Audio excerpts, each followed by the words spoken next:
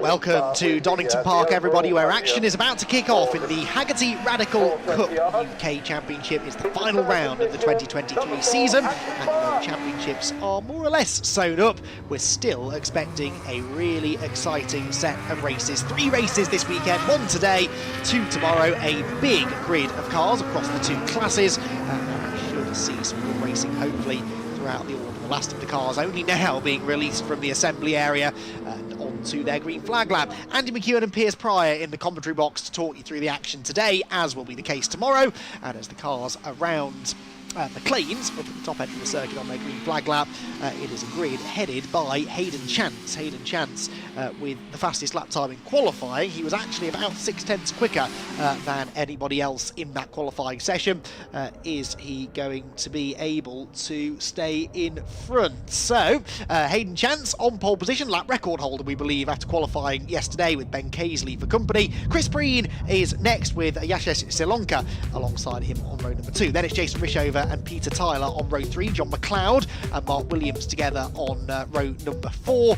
Then James Lay, the championship leader, down in 9th on the grid alongside Andy Lowe, with Tommy Gore and David Sven Thompson on row 6. Row 7, Chris Headlam and Jack Yang with Gavin McAlpine and John Davis at the back of the first group of cars. Then we move into the SR1s. The SR3s at the front, the SR1s behind. They are headed by Theo Mercouris with Tom Wood for company on the front row of their grid. Then Shane Stoney has Ashley Gorn for company on row number 2.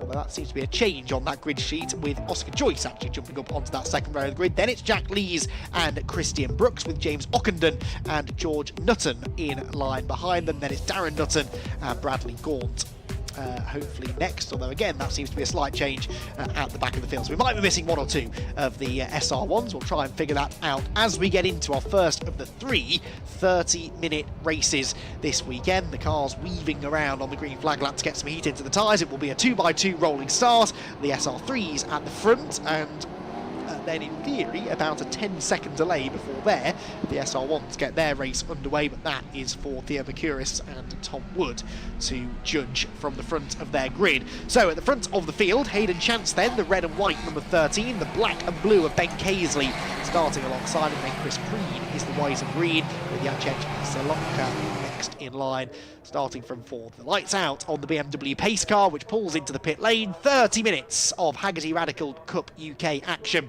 about to get underway. Then to the line they will come. It looks like already Hayden Chance has stolen a bit of a march over Ben Caisley, who wasn't exactly on his toes there, and he's lost second place already. Chris Breen on the inside into second place, and charging around the outside is Zelonka, but very late on the brakes from Caisley as he tries to get that second place back through Redgate corner. That means that Chance has the lead. There's a spin further back, one car heading to the right hand side of the road. That I think was Peter Tyler, wasn't it? The number 80 car going a full 360 on the grass. We're hopefully able to rejoin. They're side by side down the hill. Chris Breen will get the better of that battle for second place as the SR1s now get their race underway. Slightly more than 10 seconds back, you'd have to say, and it's Theo Mercouris on the inside. On the outside, Tom Wood, who almost bangs wheels with him, and then again nearly as they turn into the apex. There's contact further back though. 2 cars off into the gravel trap. Ashley Gaunt is going backwards. There's another car in the gravel. Is that Shane Stoney or Jack Lees maybe in behind? So drama in the SR1s there, Piers. That's a fairly standard lap 1 Redgate incident. It is, but a great start at the front of the field for Chance. That's the 78 there, stopped. Unfortunately, he got turned around at turn 1, squeezing the car on the inside. Didn't see exactly how that started, whether he jumped, whether he was pushed around the outside of, that is a bold manoeuvre around the outside of the, I couldn't quite catch the number. John McLeod, I think. John McLeod at the safety car, so maybe, everyone needs to slow up and see the safety car boards.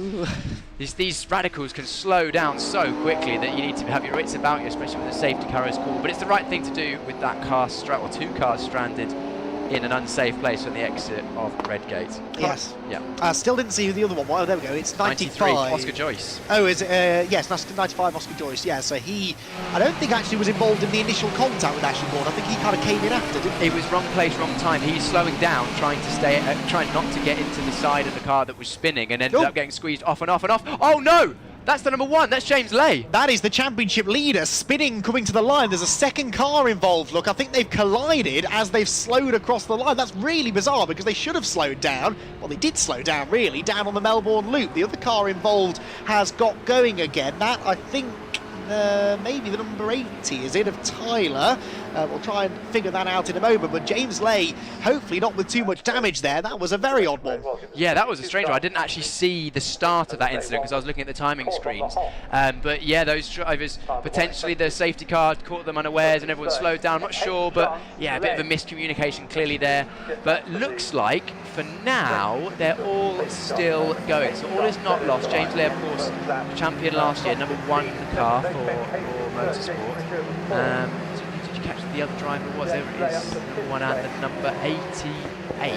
88, yes, you're right. So that is Salonka, yeah. Now that makes sense actually, because Salonka was 6th, Lay was 5th at the end of the lap. So it happened after the timing line, so the positions hadn't changed on the screen. So yeah, you've got to be careful, haven't you? Some drivers, I think sometimes when they see those safety car boards and flags, they kind of switch off a little bit, but you can't. You've got to be careful at any time you're out on track. There is the number 78 of Ashley Gort being recovered from the gravel trap. Hopefully won't take too long for Oscar Joyce to be taken out of a dangerous position as well. We can get the race back underway, but lots to talk about. A brilliant start from Hayden Chance, though. He was ready and raring to go at the initial start of the race, whereas Ben Casely, who was starting alongside him, he was a car length or so back even as they approached the start line, wasn't he? Yeah, it was almost 2 car lengths. I think he was just hanging back, making sure he didn't get a penalty, or potentially knowing that maybe he doesn't have the pace of Chance at the front of the field. But Chance, you might notice his car looks ever so slightly different in shape to the rest of the cars around him. That's because he is in the newest Radical SR3 XXR, I believe, and I think it's the only one in the front field, potentially the only one in the field, and it's on pole position, run by the Valor Racing team. So clearly they've got that car working pretty well for Hayden. And he had a good start on the 2x2 race start. He'll be hoping for the same thing once we get going once again here. Oh, lights are out the safety car. We are going once again. You can see the Hayden backing up the field, everyone weaving left and right as we go around the Melbourne hairpin. Everyone behind will probably stop weaving so they can keep their eyes firmly fixed on the back of Hayden's car, because Hayden will be looking to drive away pretty quickly. Yes, he will. So getting ready then to get the race restarted, and well, that drama for James Lay means that Ben Casely is in a position to maybe get himself back into the championship picture here. There are 3 races remaining. He was over 100 points back, but remember, you get 50, in fact maybe 60 points available for winning a race, so he could get back into this. He sits in the 3rd position as they come to the restart. So across the line they go then. Chance the leader, Preen in 2nd, Casely in 3rd, Williams 4th. Single file, of course, until they cross the line, but then overtaking is permitted into Redgate corner. No one really close enough, though, to make a big lunge. The SR3s then come through. The SR1's a bit further back there. By the way, still being led by Theo Mercuris from Tom Woods. So the top 2 on the grid, remaining the top 2 at the end of that opening lap of racing. Rain occurs, though, and of course the drivers will get a bit of tyre temperature behind the safety car. That maybe explains why Chris Preen was running a bit wide over the concrete runoff area there at the old hairpin, and he's under pressure now from Casely, who has got to try and capitalise on this opportunity. And he's fighting further back in the SR1s as well. They're side by side, and this one we're getting a bad exit out of the old hairpin. We're going to go side by side through Starkeys into Schwantz. We're cutting back to the SR3s now, and Casely still right on the back, now under pressure actually from the number 23, which is Rishover. Rishover's looking left, looking right, but not going to be able to get through on the inside of the Fogarty S's. These Radicals, so much downforce. The apex speed for the Fogarty S's is so high. It's basically a one-line corner. Yeah, not going to do much overtaking on the way in, but as we've said already today in other races, it's the exit from that chicane that can then yield an opportunity to overtake down at the Melbourne hairpin. Anybody going for it now? I think they're single file for the most part as they come up over the rise. Towards the braking zone at the end of the laps. Good battling though. There's some side-by-side action actually. On the inside line is the number 24. That's Tommy Gore steaming past. I think Andy Lowe that was in the number 22. Bit of a lock-up, but he got the job done. Yeah, and you can see the tyre marks and dust on the circuit there, left over from the incident that was between that happens under the safety car. But those drivers still going on, I believe. Yes, they are. Lay and Salonka making their way up a little bit. Lay making his way past McAlpine last lap. So he's still soldiering on, but he'll have to push on very hard to get anywhere near the front of the field now, because he's got a lot of cars between him and to 13th place though, so he's gaining a few points. As long as you finish the race, he should score points, but of course he wants to get as far up the order as he possibly can. Now, there are no pit stops in this race. We will have pit stops in one of the 2 races tomorrow, but this is just a 30-minute sprint, so he won't have that opportunity to gain ground. He has to do it all out on the track, and that's not going to be easy. And Casely here stuck in behind Chris Preen then as they head out of Coppice Corner. The leader's gone though. I mean, now that Hayden Chance has broken away, I don't think we'll see much of him through the rest of the race. 1.9 seconds up the road after just one flying lap. A brilliant safety car restart, and he's leaving the rest to battle in his wake. Yeah, that's how you want to do a safety car restart. He's gone fastest last lap, and then he's gone purple first sector, purple second sector, nearly 5 tenths, 6, 7, what is that? Yeah, about 6 or 7 tenths faster than anyone else in the middle sector. That is an excellent middle sector for Hayden Chance in the front of the field. Chris Preen still having to defend Casey, so potentially that'll be why he's not quite there, but a brilliant safety car restart for Chance and the Valor Racing team. Yeah, he was 1.9 seconds ahead at the end of the second full flying lap, if you like. That gap goes out to 2.7 seconds, 8 tenths faster that time by. Preen, though, defending this second place nicely for the time being. Casey in behind. Jason Rishover is the third car in that group, and then the black and orange number 18 coming in behind. That is Mark Williams. He started 8th on the grid, but has picked his way through into the top 5 in the early stages. 6th place then for McLeod, 7th is Gore, 8th Andy Lowe, 9th position for David Sven Thompson. Top 10 completed by number 5 of Chris Headlam. The SR1s are still being led by the looks of it by Theo Mercurius, and he's actually got one of the SR3 stragglers between himself and Tom Wood right now, and he's in a nice little buffer as we head towards the middle part of the race. Yeah, the closest battle in the front few still seems to be between Preen and Casely for second and third respectively. Preen in the turquoise sort of Aqua Minerale car, and then you've got the dark blue and black car behind of Casely. That's going to be a fight that continues on, and right behind them as well is Rishover looking to pick up any pieces if they do go to battle. And it's a good exit by Casely out of the Fogerty S as we cut back to the leading groups in the SR1s. Yeah, that was a good run through from Casely. Used all of the entry curve on the way into the corner. Dive up the inside there for McLeod. Was that for position? I think it might have been against the 18 of Mark Williams. So great move. And it's still the defensive, as you can see, the Preen in second place looking in through his left and right to try and hold off the position. Those second, third and fourth are coming closer and closer together. You can see him trying to break the toe, going immediately left out of the last corner, then jinking right once again. The toe being pretty strong on these cars. So they're fast and you can gain a lot in a straight line, but then because of the downforce, you lose some on through the corners because the downforce can just sort of end up with a front end wash if you're following someone too closely. But I think it looks like Tom Wood has got himself past that SR3. Yes, he has. So now it's a straight fight between the car in front of Shot, Theo Mercurius and Tom Wood, just slightly further back with the yellow nose. Cost Wood some time though. He was 7 tenths slower on that previous lap than the class leader, so work to be done to try and catch. There on the inside line defending, I think, in third place within the SR1s is Nutton. That was a good defensive move made actually by George Nutton, who started on the penultimate row of their grid, so he's really charged through the order quite nicely in the number 45 car, up into third place now, getting the better there of the number 87 of Jack Lees. Now I'm sure George benefited a bit from being in the right place at the right time at the start of the race, but still, to come from 9th on the grid to third within only 3 or 4 laps of racing is impressive. Yeah, definitely, to come up that many places. And again, in the Radical races, these cars are so fast, so much downforce. As you can see, James Lay on the back of the number 5 now, which is Headlam. He's going to have a good exit through the Fogerty S's and now going to be alongside even before the braking zone into the Melbourne Loop, making his way back through the field. But the front of the field, Hayden Chance still purple first sector, purple second sector. I don't think he's actually, gone purple again. Fastest lap once again at 1 minute 30.858 on that last lap. Ever since the safety car has come in, he's gone faster and faster and faster and pulled the gap to nearly 5.5, over 5.5, nearly 6 seconds now.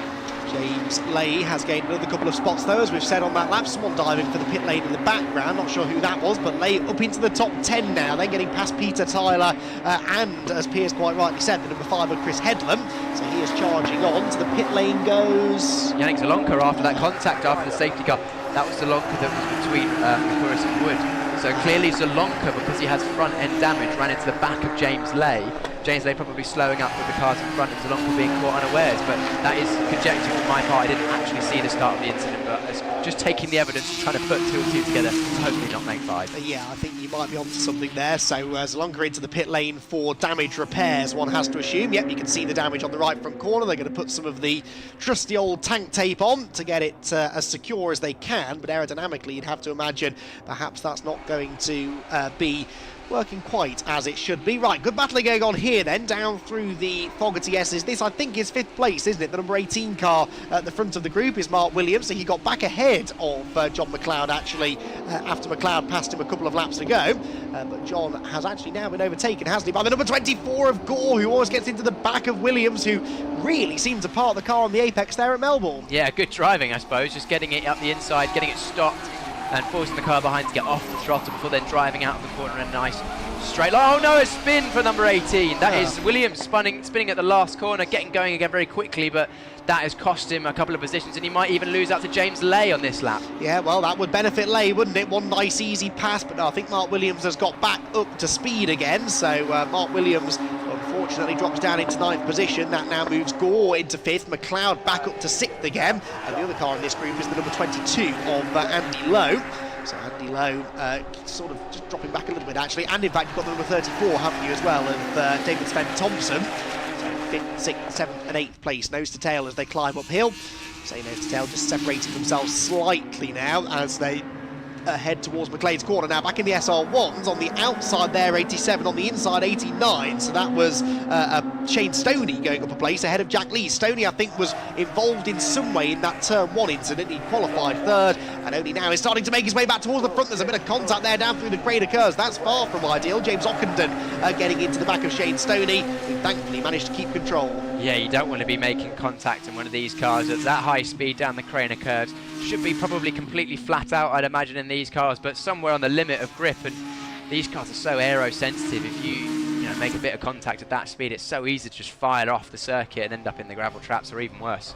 Hayden Chance leads by 7.6 seconds then. Chris Preen still second, with Ben Casely, I think, a slightly disappointed 3rd. Remember, he qualified 2nd, but ahead of Chris Preen, who finds himself now back ahead of him after that early move at the first corner. So Casely, as I said, a good opportunity this to try and get some points back in the championship, but really needs to be trying to, at the very least, finish 2nd behind Hayden Chance, and maybe try and win some of the races tomorrow. Down the hill comes the SR1 brigade, though, into the Melbourne hairpin, and it's a real scrabble for track position as they turn through the right-hander, climb their way towards the top of the hill. This is the battle for 3rd place, isn't it? George Nutton defending now from a recovering Stoney, who simply charges round the outside. Nutton, I think, led off the brake there. He realised that he'd braked a bit too early, runs Stoney out wide over the exit curve, but Shane keeps his foot in it. Yeah, and the car behind followed him as well, and we're still side by side going down the start-finish straight. Ooh. And that's someone who's gone the wrong... That's John McLeod getting lost, I think. I'm not quite sure how he ended up there.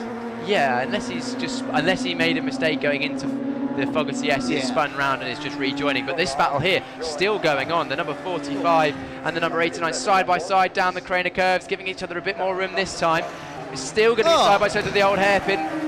Oh, what a great move around the outside to just hold that position, but we're still side by side going up through Starkeys and up towards Schwantz. This is fantastic. 3rd place in the SR1 class up for grabs here, and Shane Stoney might now finally make the place his own on the inside at McLean's corner. Whoa. Oh, George Nutton tries to hang on around the outside, but had to give way eventually. 10 out of 10 for effort, though. He was on the outside at Redgate, the outside at the old hairpin, and somehow still managed to stay side by side up the hill. But now that Stoney's gone through, there is a danger here, I think, that more cars might come by as well, so we could well see George Nutton slip down an extra position or so. That's the 82 car trying to come around the outside of Christian Brooks. No way through at the chicane. Yeah, Nutton was completely sideways through McLean's as well. He's had a poor exit, and that's allowing the number 82 up the side of Nutton. He's going to get done by 1, maybe 2 cars here. Is he going to manage to hold it around the outside once again, as we've seen already? He might lose 3 positions here. The 87 of Jack Leese, the beneficiary there, gets past both Nutton and Brooks, but yeah, there are more cars joining in the battle as well. 55 is James Ockenden, defensive line taken into the hairpin there by the 87 of Jack Leese, who had gained 2 positions, nearly lost one of them at the hairpin, but just manages to come out on top. Then it's into the gravel. Now, who is that and where is that? That's a damaged car, I think, actually, in the gravel. That's Tom Wood. Oh, it is, you're right. 2nd place. He must have had contact with our race leader, or potentially a lapped car with Thegan McCurris, but you could see front right-hand side damage, so he probably must have been on the left-hand side of Theo Makuris, so potentially trying to look around the outside, and Makuris gave him a squeeze, but again, I haven't seen it. We'll hopefully get a look at that if we can, but if not, then that is damaging for Tom Wood's championship challenge, because it's so close. Yeah, isn't it just? That is, so Mercurius, well, in fairness, Mercurius was some way ahead of Tom Wood in the points, but yeah, to have any chance of beating him, Tom really had to try and beat him in this race. The safety car is out, just gets out in front of the race leader. Oh. There's another one in the fence now. That's a big crash there. That looks like on the exit of the old hairpin by the looks of it, on the right-hand side. That was the car that we were looking at just a moment ago. I believe the black SR3. Yes, that was being passed by the SR1s, wasn't it? Yes, so that will be... maybe the number 8, possibly. Essentially.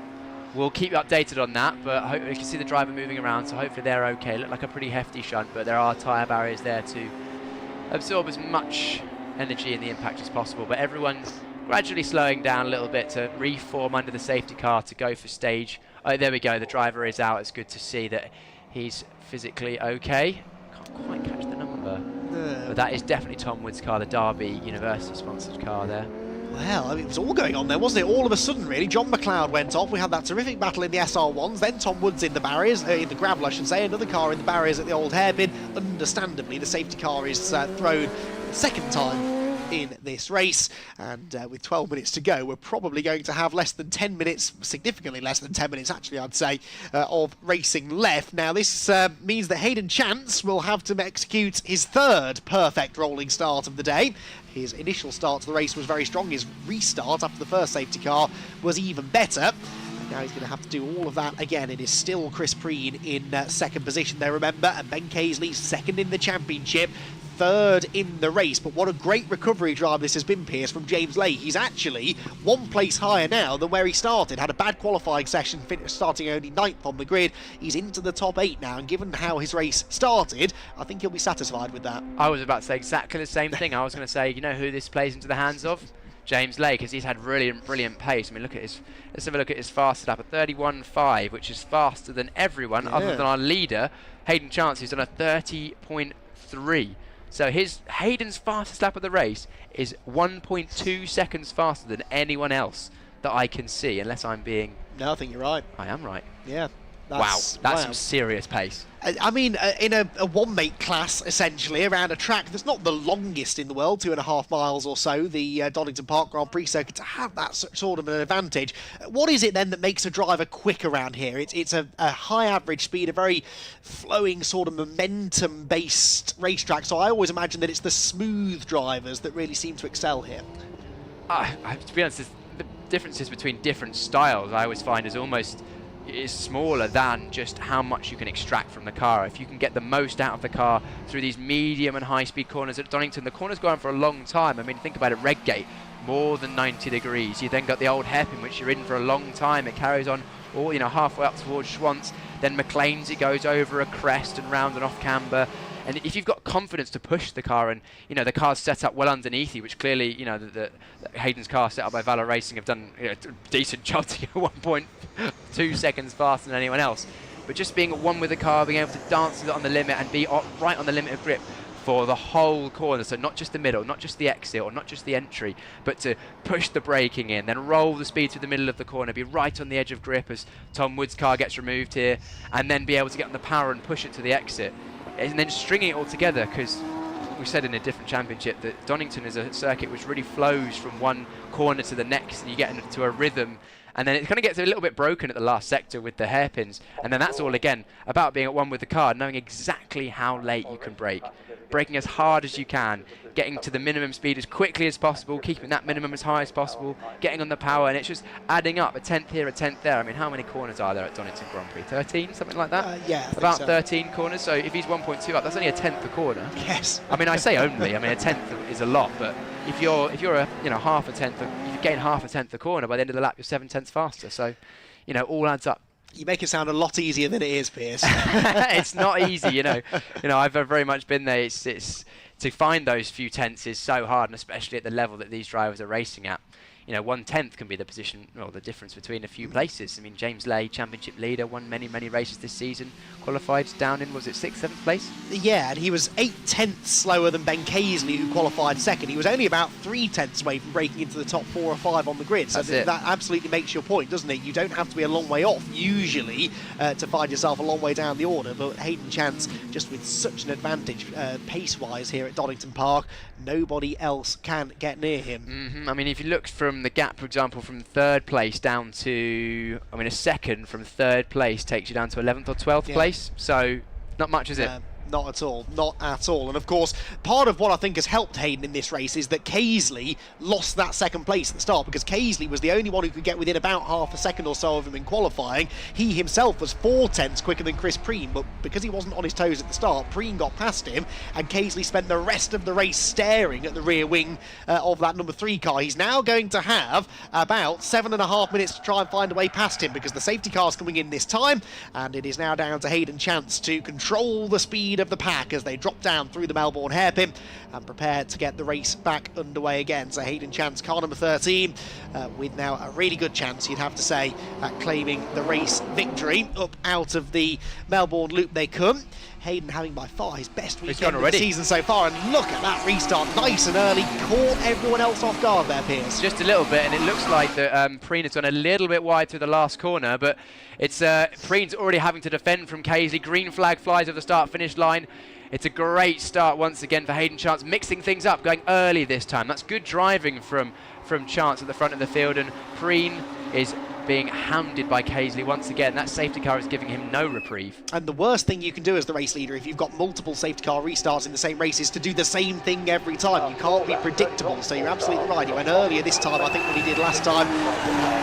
Chris Preen out, so Preen once again has to very quickly start looking in his mirrors. Ran wide over the exit curb there, did the 2nd place man, and so Ben Kaisley closes in. He's got the momentum, he's got the slipstream, but he doesn't have the inside line at McLean's corner. Preen covers that one nicely. Can Kaisley get the switch back? No, he can't. Frustrating this for Kaisley. I'm pretty sure he's faster than Chris Preen, but he just can't find a way through. Just can't find a way through as of yet. So far, Preen doing a good job in defence, but you can see how much time they're losing to the leader. Hayden Chance has scrapped nearly, probably about 1.5 seconds, and it's now to 2nd, 3rd, 4th and 5th all together. That is Preen, Kaisley, Rishover and Gore in that order for now. Yes, for the time being. Let's see whether that remains over the final 6 minutes of racing. Down towards the Melbourne hairpin. Preen defends the inside. Kaisley throws one down the outside. That's brave. He's got to be careful not to leave the door open though, because Jason Rishover and the number 24 of Tommy Gore are right behind. Tommy Gore, by the way, started 11th, and he's up there now into the top 5. Really good drive that from the number 24 Oh no, car. Preen's made a mistake. He locked up into the last corner as wide. That's going to put someone... Oh, and a hip and shoulder from Ben Kaisley, pushing Preen wide on the exit. That was...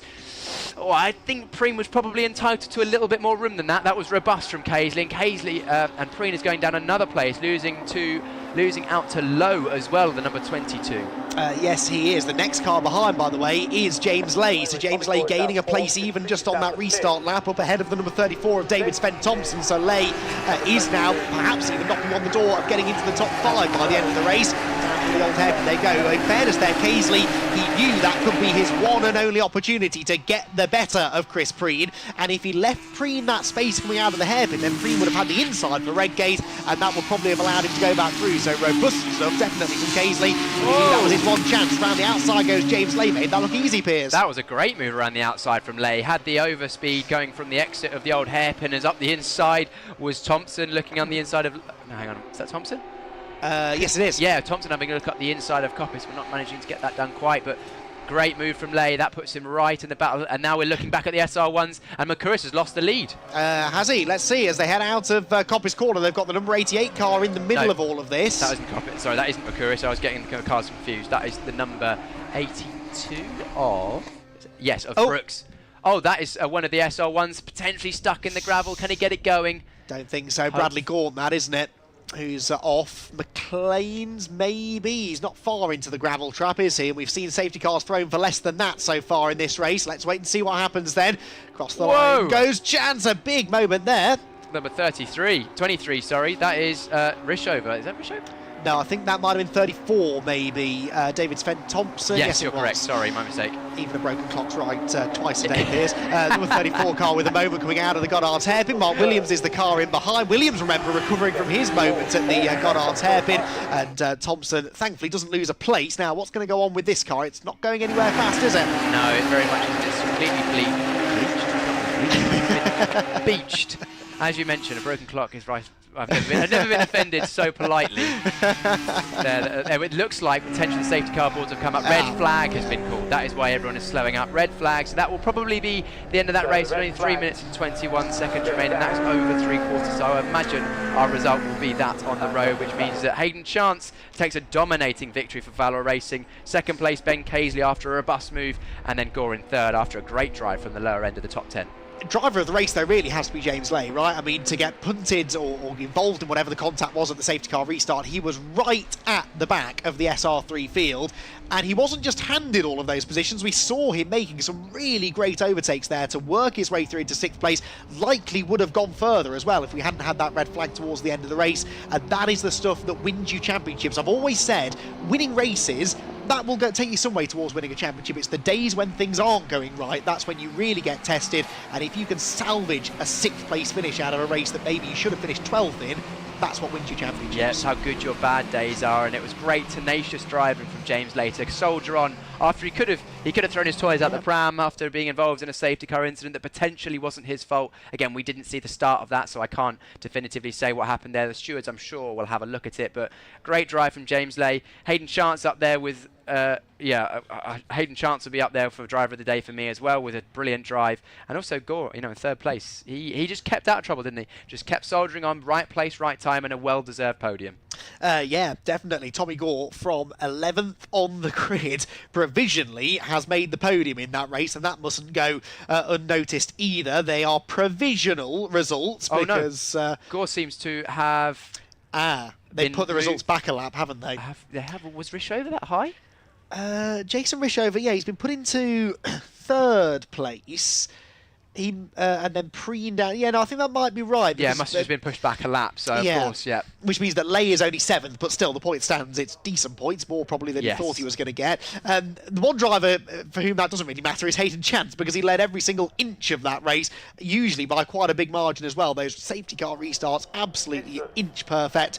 And he, therefore, is your winner in the first Radical race of the weekend, the Hagerty Radical Challenge UK. Second place goes the way of Ben Casely. Some valuable championship points. We'll have to break the calculator out overnight to figure out whether or not that has done enough to keep him in championship contention. 3rd place then Jason Rishover. 4th position for Tommy Gore, still a brilliant drive that from 11th on the grid, with Chris Preen, I'm sure, a slightly disappointed 5th. Then it was low. James Lay in 6th position, 7th place, sorry, having had that spin on the safety car, the initial safety car period. 8th place then for the number 34 of Thompson. Then it was Williams, Mark Williams, in 9th position, and the top 10 completed by Chris Headlam. Then 11th position for the number 17 of Gavin McAlpine, 12th Peter Tyler, 13th place then was Jack Yang, with 14th place our first of the SR1s, Theo Mercurius, who led most of that race. Shane Stoney recovered nicely from getting delayed at the first corner incident to get back into 2nd place, ahead of 3rd place within the class number 87, Jack Leese. Then it was 4th position for number 55, James Ockenden, and the top 5 in the SR1s completed by number... in fact, it was an SR3 then of Davis. Then it was Zalonka after a pit stop, who was 5th in that class, ahead of the number 41, Bradley Gorn. In fact, Zalonka is an SR3, isn't he? So it's actually Bradley Gorn who gets into the top 5. I'll get it right in a moment. Then it was Williams, Nutton, Brooks, McLeod, and the rest, with a couple of those who weren't running at the flag. George Nutton, unfortunately, retiring. So too Tom Wood, significantly from 2nd place within the SR1 class. Whilst there were those 2 out at the very first corner, they were Gaunt, Ashley Gaunt, that was, wasn't it, who tangled with Oscar Joyce. So, dramatic race in the Hagerty Radical Cup UK. They're done for the day, just as well, really, because there's quite a few of those cars that have a little bit of repair work to be done. They will be back out, though, again tomorrow for 2 more races. They've got their 2nd race at 12:30. Their 3rd one, which we believe is the pit stop race, is 5:15, and that will be the final round of the 2023 championship. It's hard to believe, isn't it? We're already talking about championship deciders. It's a bit of a finals weekend, this one. It's not the final GT Cup event of the season, but lots of the other championships racing here are racing for the final time this weekend, and with championships on the line, it's going to be a very, very interesting weekend of racing. So the Radicals then done for the time being here at Donington Park, and Hayden Chance will begin his celebrations after a fabulous drive, really a textbook drive that was, to the race victory from pole position. And then it was Ben Casely in 2nd place, with Jason Rishover coming home in 3rd position. But Radical racing done for the time being here at Donington. We'll be back tomorrow with another 2 races.